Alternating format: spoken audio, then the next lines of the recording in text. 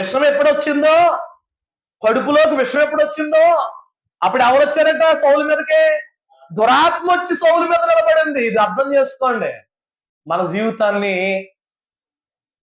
ఎవరు పాడు చేసుకున్నాడు చెప్పండి? దేవుడికి చోటు ఇవ్వక, దేవుడి మాటకు విలువ ఇవ్వక, దేవుడి వాక్యాన్ని విలువ ఇవ్వక, దేవుడి మందిరానికి, దేవుడి రక్షణకి రాక మనము పాడు చేసుకుంటూ ఉన్నాం. ఈనాడు సౌలు చేసిన మాట కూడా అదే కదా, సౌలు చేసిన పని కూడా అదే కదా. అమ్మా వినండి, సౌలు చేసిన పని కూడా అదే కదా. ఏం చేస్తున్నాడు? విసపు చూపు. విసపు చూపు రావంగానే దురాత్మ వచ్చి పడిందట, సాతాను.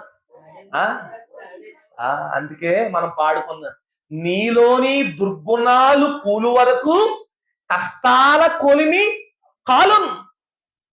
ఏల సరిగెదవు యేసు తండ్రిని తప్పు నీ దగ్గర ఎట్టుకుని, దోషం నీ దగ్గర ఎట్టుకుని, ఆ పవిత్రత నీ దగ్గర ఎట్టుకుని ఏల సరిగెదవు యేసు తండ్రిని.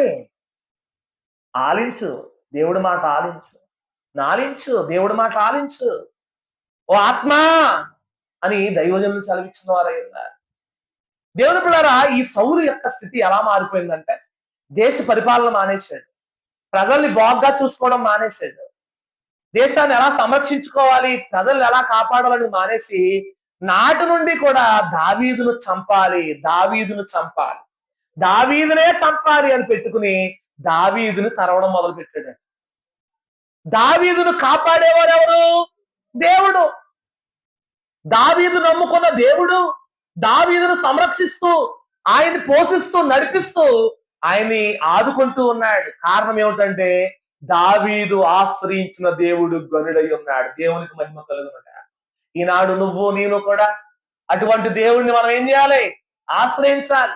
వేటి వేటినో ఆశ్రయిస్తున్నావు, వాటి వల్ల ఉపయోగము లేదు. నిజదేవుడిని నువ్వు ఆశ్రయిస్తే ఆయన కాపుదల నీకు తోడుగా ఉంటది. సౌలు ఆటి నుండి తరుముతూ ఉండగా దేవుని పిల్లలు ఒకసారి పీక్స్కి వెళ్ళిపోయాడట. సౌలు ఎక్కడికి వెళ్ళిపోయాడు చెప్పండి? పిచ్చి పట్టేసిందాడు సౌలుకి.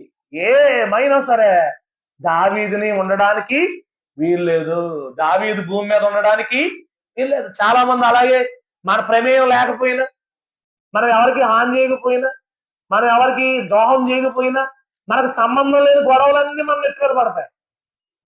మనం ఎవరికి హాని చేయకపోయిన వాడు సంబంధం లేని విషయాలన్నీ కూడా వచ్చి మన మీద పడతాయి. కానీ మనం నమ్ముకోవాల్సింది ఎవరిని చెప్పండి? దేవుణ్ణి. అరవడం వల్ల ఉపకారం లేదు, కరవడం వల్ల ఉపకారం లేదు. ఏమండి?